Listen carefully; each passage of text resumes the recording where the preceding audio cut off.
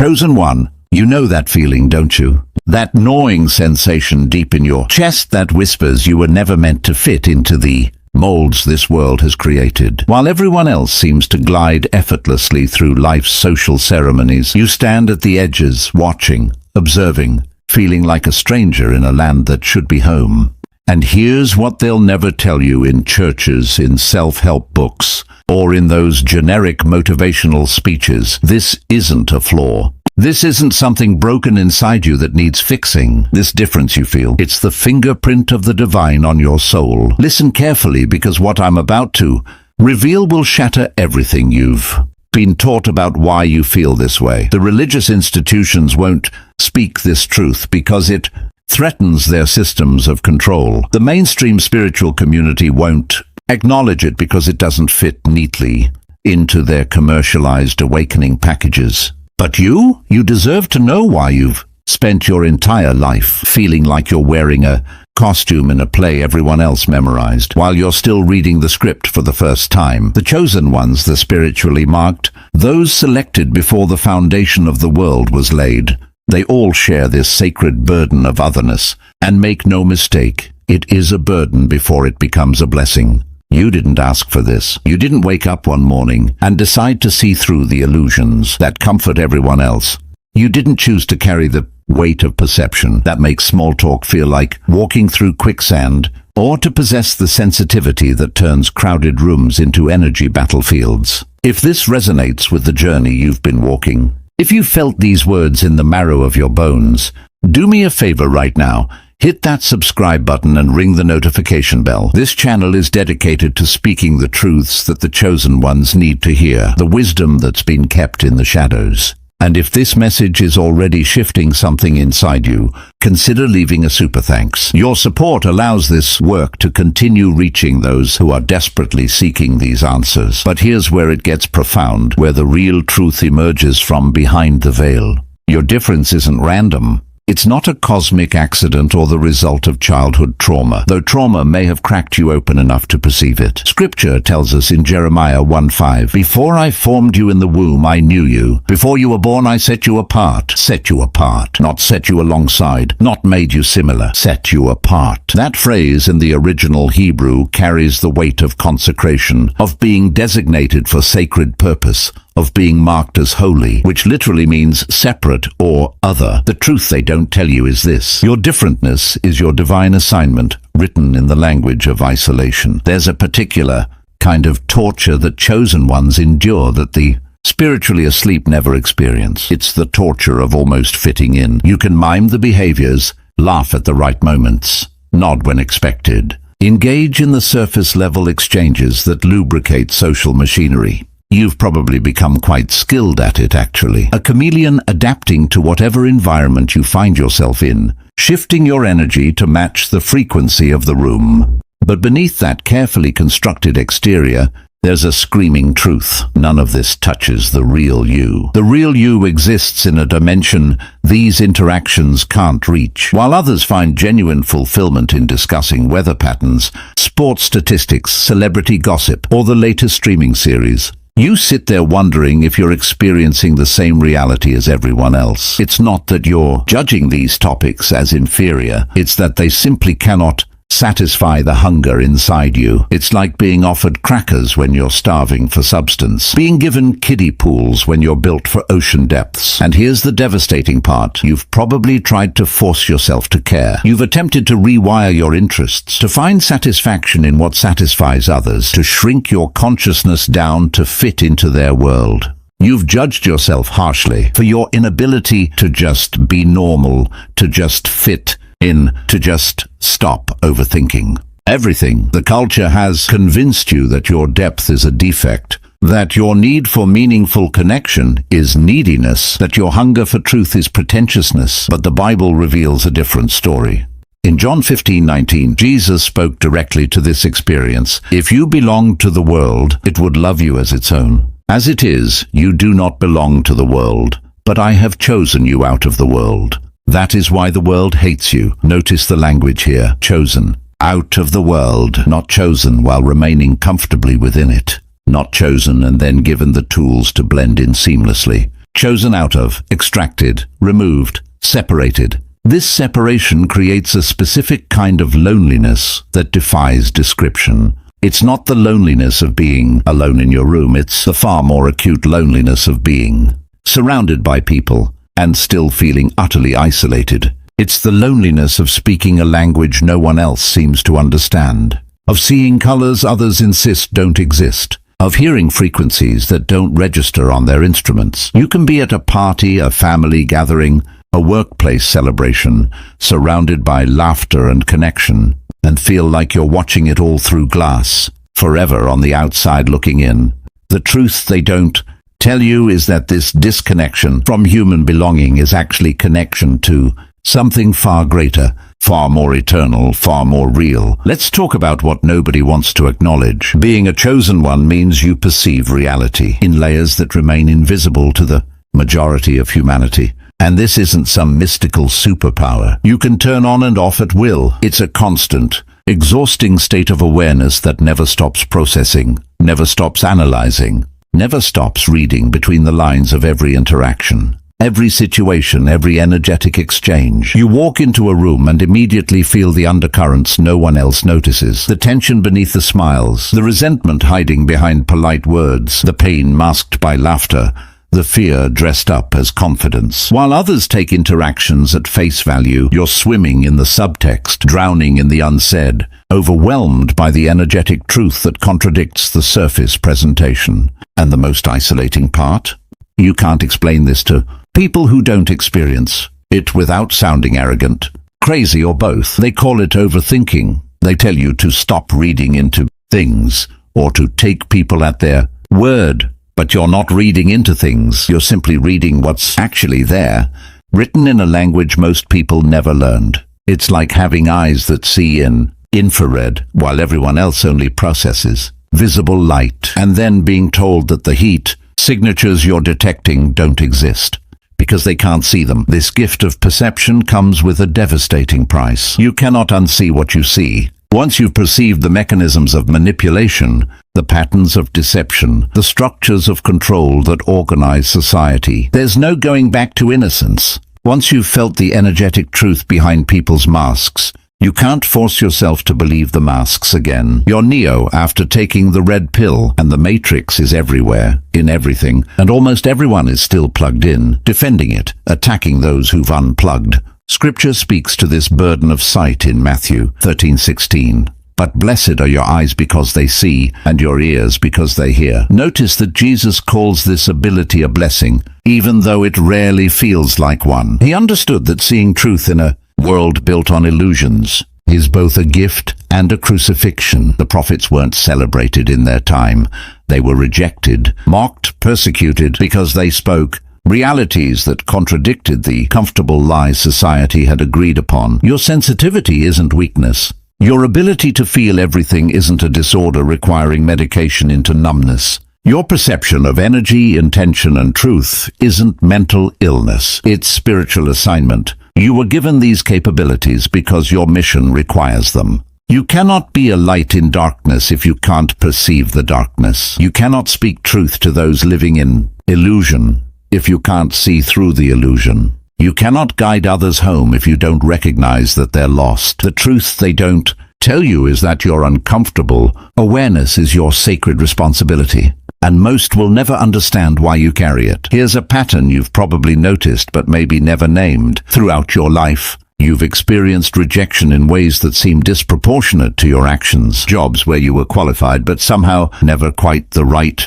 fit. Friend groups that seemed welcoming until suddenly you were on the outside. Relationships that started with intense connection but ended with the other person finding you too much or too intense or too deep. Family members who love you but don't understand you, who support you but wish you were different, who accept you but with constant suggestions for how you should change. This isn't random. This isn't bad luck. This isn't even really about you as an individual. The rejection you experience is a spiritual principle in action. Light and darkness cannot occupy the same space. Truth and illusion cannot coexist peacefully.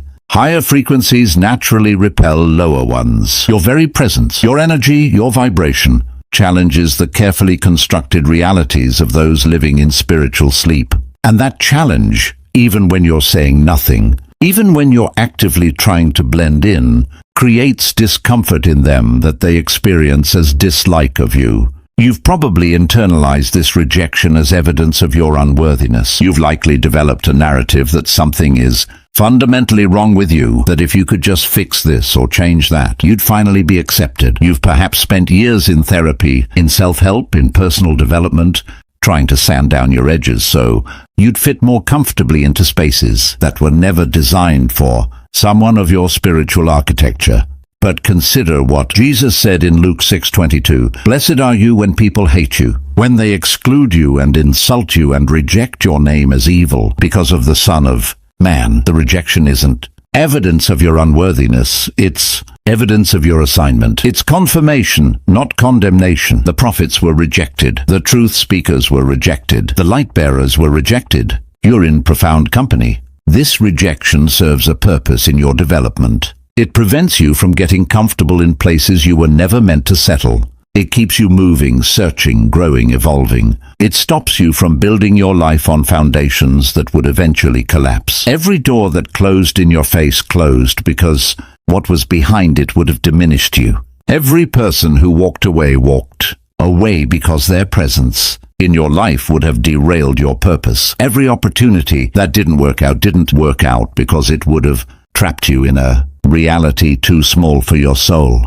The rejection is redirection. The exclusion is protection. The isolation is preparation. You're not being kept from belonging. You're being saved from belonging to things that would destroy the very essence of who you were created to be. The truth they don't tell you is that your rejection by the world is your acceptance by the divine, and only one of these relationships is eternal. Every chosen one encounters it. That season where everything falls apart, where nothing makes sense, where even your spiritual practices feel empty, where God seems silent, where your purpose feels like a cruel joke. The dark night of the soul isn't a metaphor.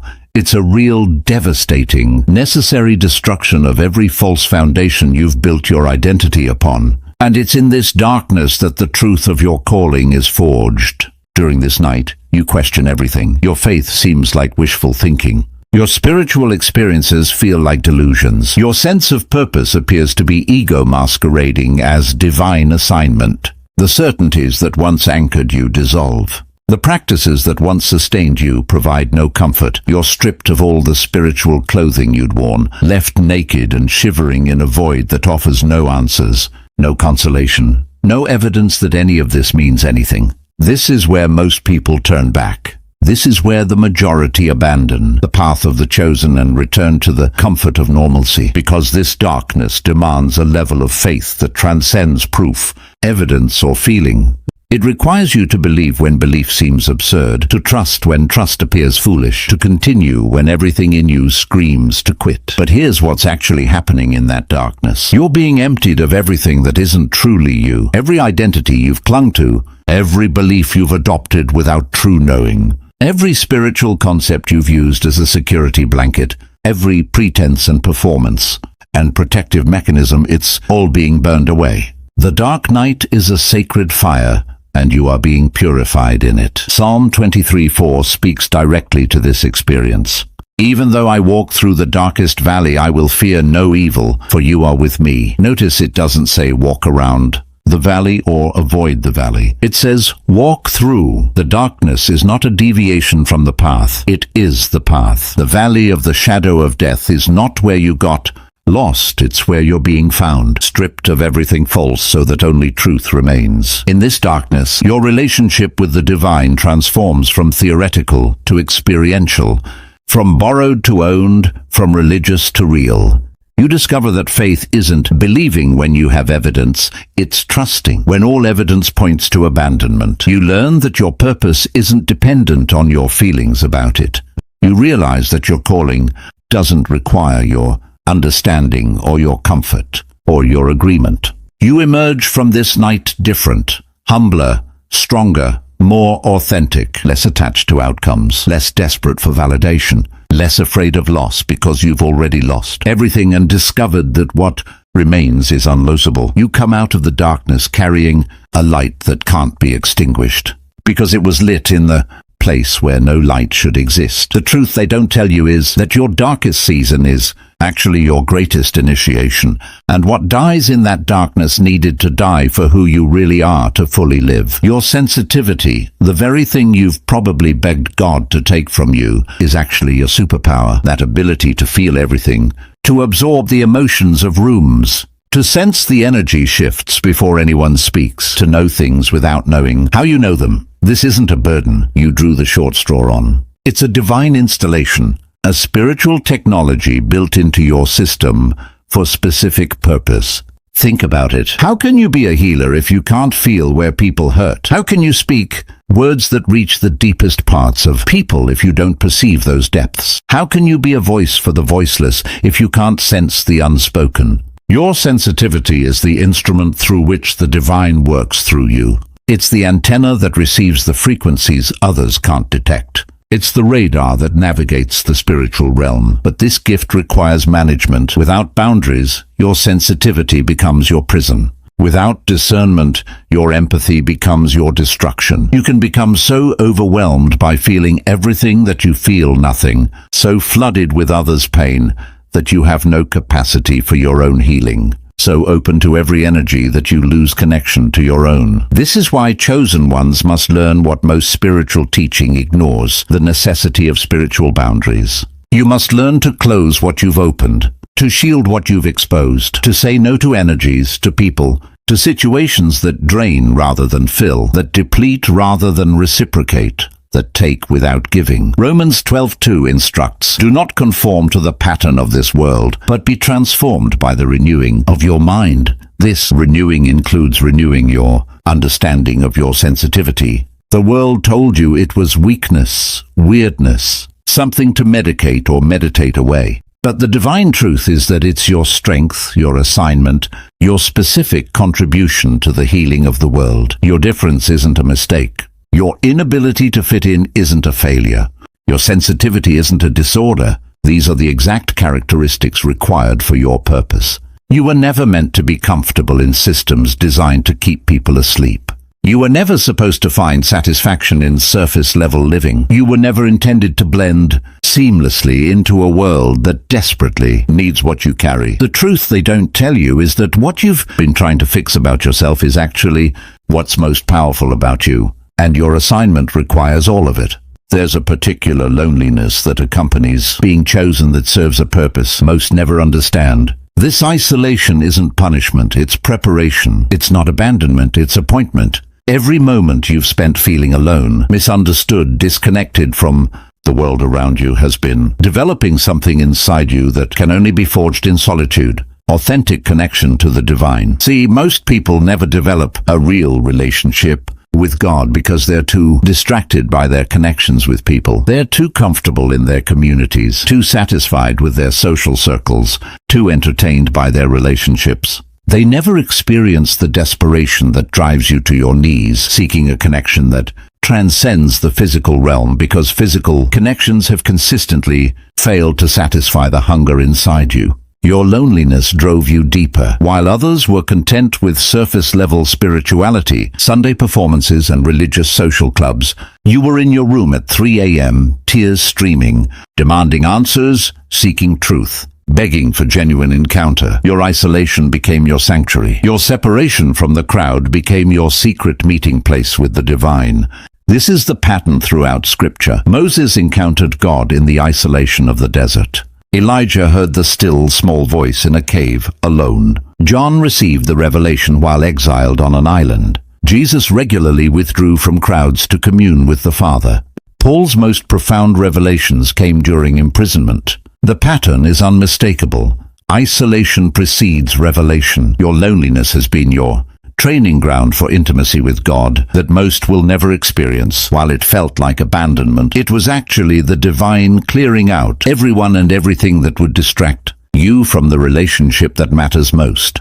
Every fair-weather friend who disappeared, every relationship that crumbled, every community you didn't fit into. These weren't losses, they were divine removals, making space for the only relationship that will never fail you, never misunderstand you, never reject the fullness of who you are. In that sacred solitude, you've learned to hear the voice that others miss in their noise. You've developed sensitivity to divine guidance that crowds drown out. You've built a relationship that can't be shaken by circumstances because it was forged in the fire of isolation. And now, when you do connect with others, you connect from overflow rather than from emptiness, from strength rather than from neediness, from wholeness rather than from the desperate hope that someone will finally complete you. The truth they don't tell you is that your loneliness was never about being alone. It was about learning who's always with you, and that changes everything. Here's what everything has been leading to. You were made different because your mission requires difference. You cannot fulfill your assignment while trying to be like everyone else. You cannot complete your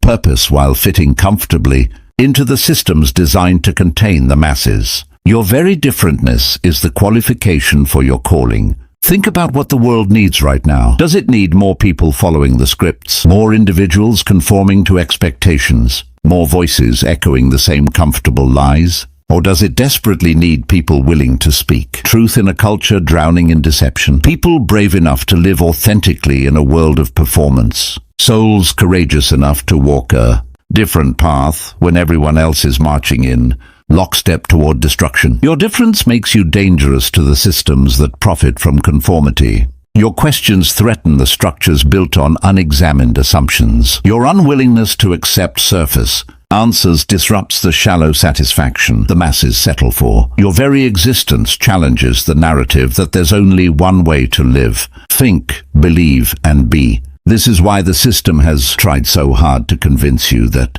something is wrong with you. If it can shame you into conformity, it neutralizes your threat. If it can medicate you into numbness, it silences your voice. If it can convince you that you're broken, it prevents you from stepping into your power. The greatest trick the enemy ever pulled was convincing the chosen ones that their divine assignment was a personal defect. But Esther 4:14 asks the question, "And who knows but that you have come to your royal position for such a time as this?" You weren't born in this era by accident. Your specific gifts, your particular perspective, your unique wounding and healing, your precise combination of experiences, all of it has been orchestrated for this exact moment in history. You are the answer to prayers being prayed by people who haven't even met you yet. Your mission isn't to fix yourself until you fit in. It's to fully become who you were created to be so you can do what you were created to do. The world doesn't need a watered-down version of you. It needs the full-strength, undiluted, unapologetic expression of your divine design.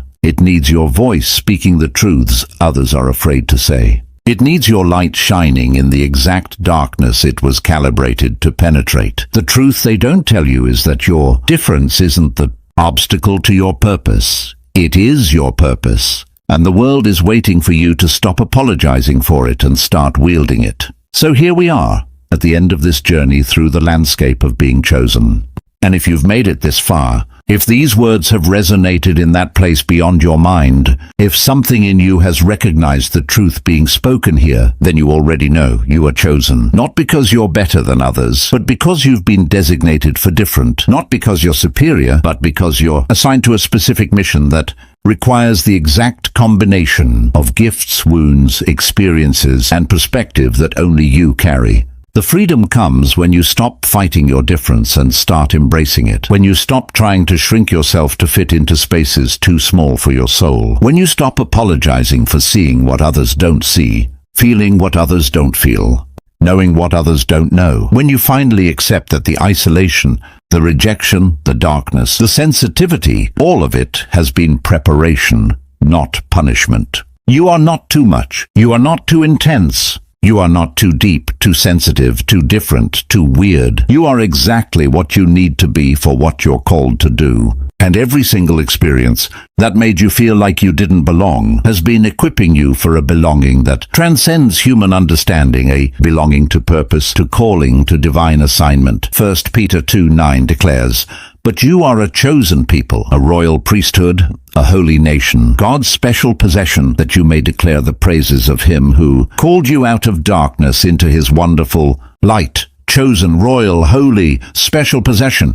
This is your identity. Not broken, not defective, not too much or not enough. Chosen. The truth that sets you free is this: your difference is divine. Your struggle has been your strengthening. Your isolation has been your initiation. Your sensitivity is your superpower. Your rejection by the world is your acceptance by the divine. And everything that has made you feel like you don't belong here has been preparing you for a belonging that surpasses anything this world could offer. Stop waiting for permission to be who you are. Stop seeking validation from people who will never understand your assignment. Stop trying to earn acceptance from a world you were chosen out of. You were never meant to fit in. You were meant to stand out, speak up, and wake up those still sleeping. Your time of hiding is over. Your season of questioning is complete. Your era of apologizing for your existence ends now. Step fully into who you were created to be. Embrace the difference. Own the calling. Walk in the authority of the chosen.